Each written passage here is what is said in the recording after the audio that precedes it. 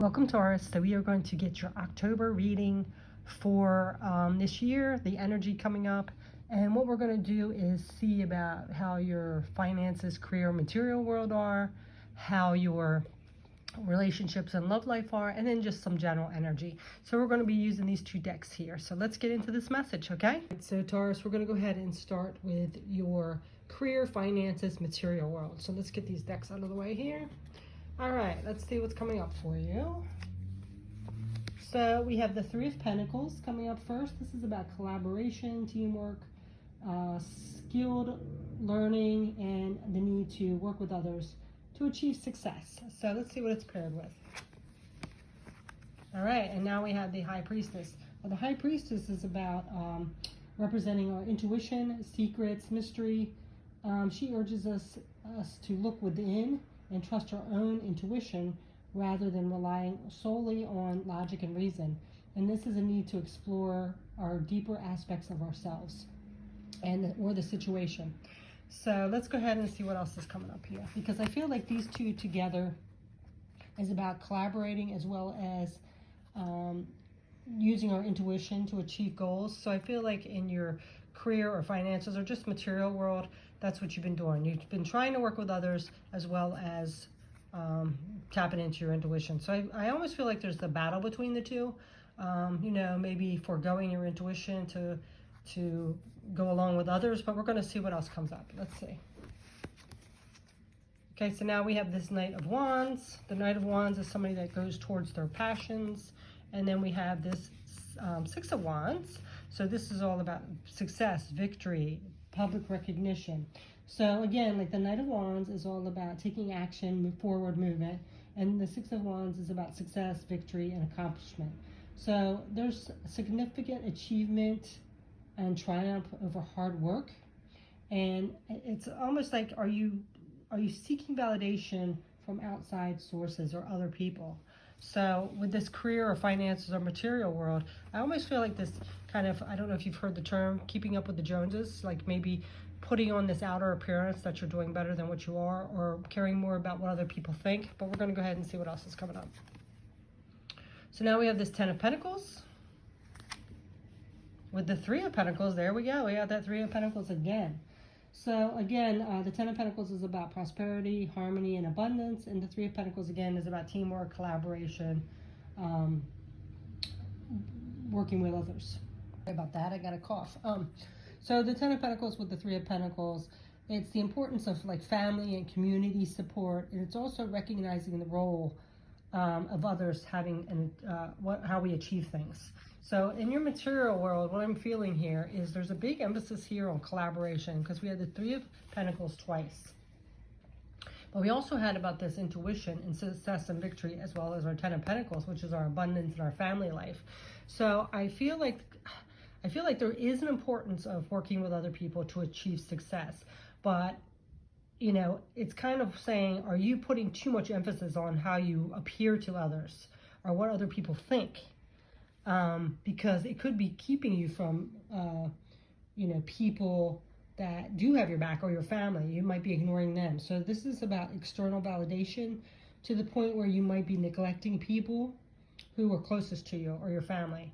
So take a look at that, because there's some energy here about how you're collaborating with others, as well as your own intuition and trusting your inner self.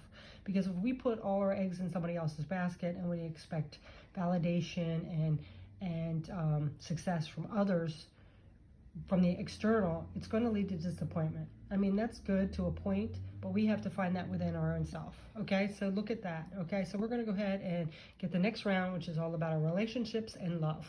Okay, Taurus, so let's see about our relationships and love. Well, a nice card to start off here. We have the Two of Cups. So that's about representing our emotional balance, harmony, and love. But let's see what it's paired with, because, you know, the Two of Cups can also warn us about becoming too dependent on other people and ignoring one's own needs in a relationship. So, you know, again, if you're putting your focus on more validation from others, it could be the same with your love life where you are doing that. But this basically, bottom line, is usually harmonious relationships. Oh, yeah. Okay. Well, the Three of Swords is the opposite. This is about sorrow, loss, separation. So it's emotional pain, and it's like a really deep period of sadness, love, separation from a romantic partner, friend, or family member.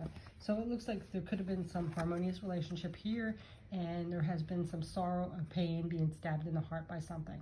So again, now when I said that about this, putting our happiness and dependence in someone else's cup, where we don't validate ourselves, this could lead to this easier as well. But then we're truly devastated, even though it's devastating normally to have this Three of Swords come up. If we are putting all our happiness and our abundance in someone else's cup, that can be extremely hurtful, right? Three of Swords sometimes can represent a third party too. So if you are having this harmonious relationship and then there's a third party situation, of course that could be devastating. But we're going to see what else is coming up. Well, there you go. Death card. That's letting things go, letting things fall apart, and new things coming in. It's about transformation. This also could be a Scorpio card. Let's see what else is coming up. And now we have the Chariot, which could be a Cancer card. So the Death card could be the end of this relationship. It also could be about a job or a phase in life. But since we are on relationships, I feel like there's an ending to some relationship here. And the Chariot is about assertiveness, control, victory, determination to find success. So I'm kind of feeling here, because we did have this energy before, and with the career, finance, material world, with the seeking validation from others, I'm kind of wondering if there was like some kind of control issue here, or maybe you're trying to prevent this from ending, or the other person is, because that's what this could be here. Because there's change and transformation on a grand scale here.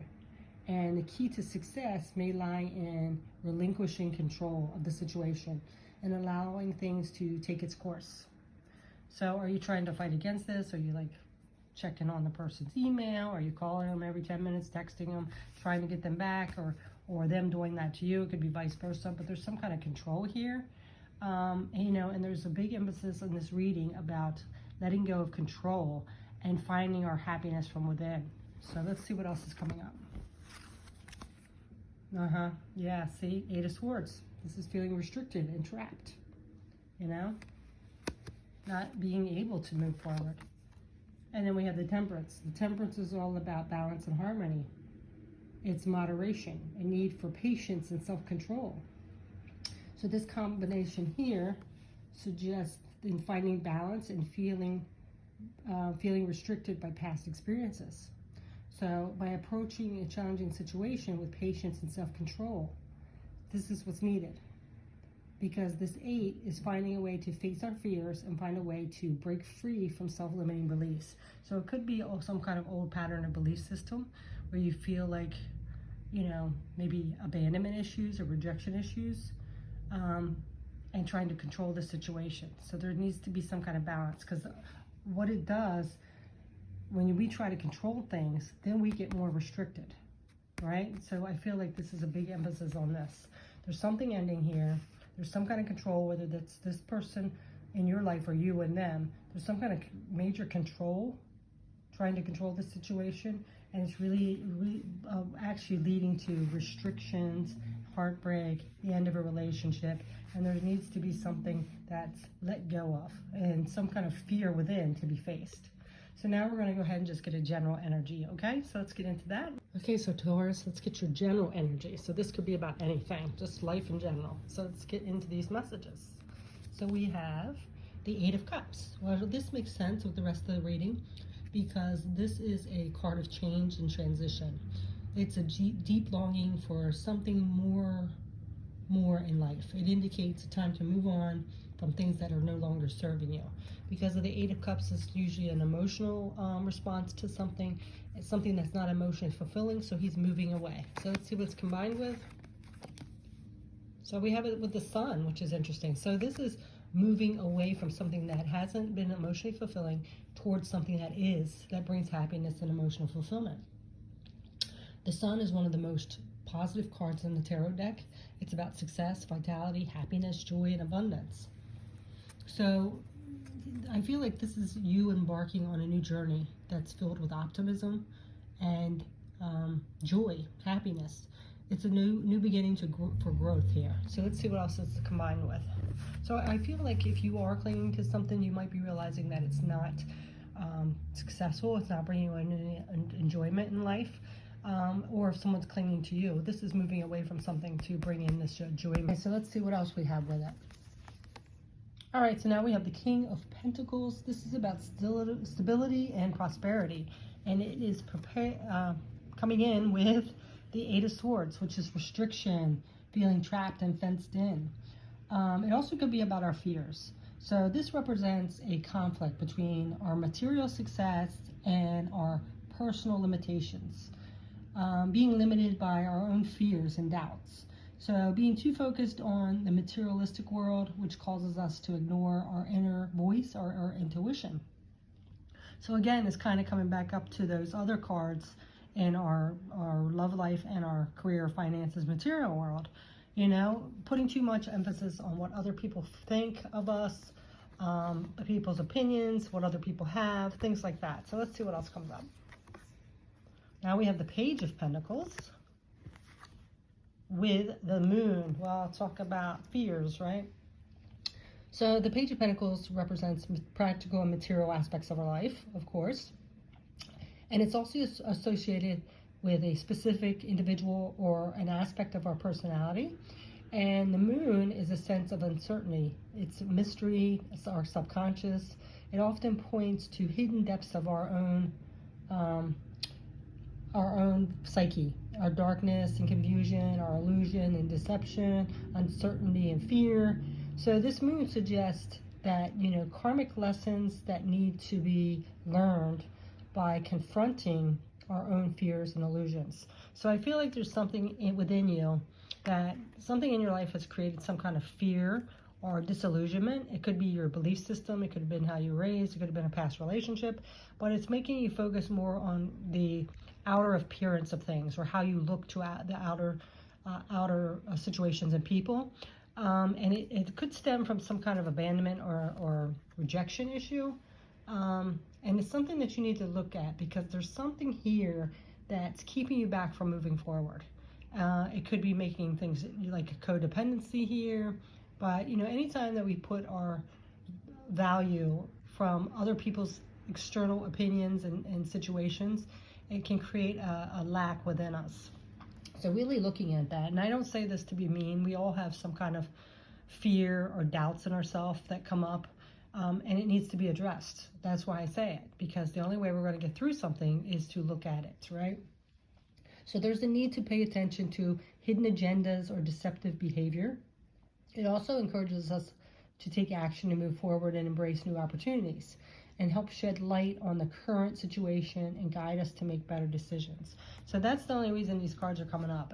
It's almost like, you know, because of some kind of fear of how you look or being validated in the external world or situation, whether it's career, family, friends, relationships, there's something here that's holding you back, because you're putting too much emphasis on what people think or your appearance or something like that. And I don't mean just physical appearance, I mean just in society, which it's very hard because society does that to us. You know, we have to look a certain way, we got to be a certain way, and everybody's so opinionated nowadays. So I really feel like there's something with that. And it could be just the people you're associating with as well. So take a look at that, Taurus, because there's something here that wants to come through and, you know, bring you happiness and abundance, and, you know, that sun is coming through. But it's something that you need to leave behind, okay? Because it's not emotionally fulfilling you. Even though you might think so, that's that illusionment of that Moon, right? And it's keeping you restricted here. So that is your message, Taurus. I wish you the best. I hope everything works out well. And like I said, we have to improve ourselves every day. We can't change the outer world, but we can choose to improve ourselves and be a little better every day. Take little baby steps every day. So there's something here that you need to face. Some kind of subconscious energy here that you might not see. Okay? So that is your message, Taurus. Thanks so much for watching. I appreciate the support. Take care.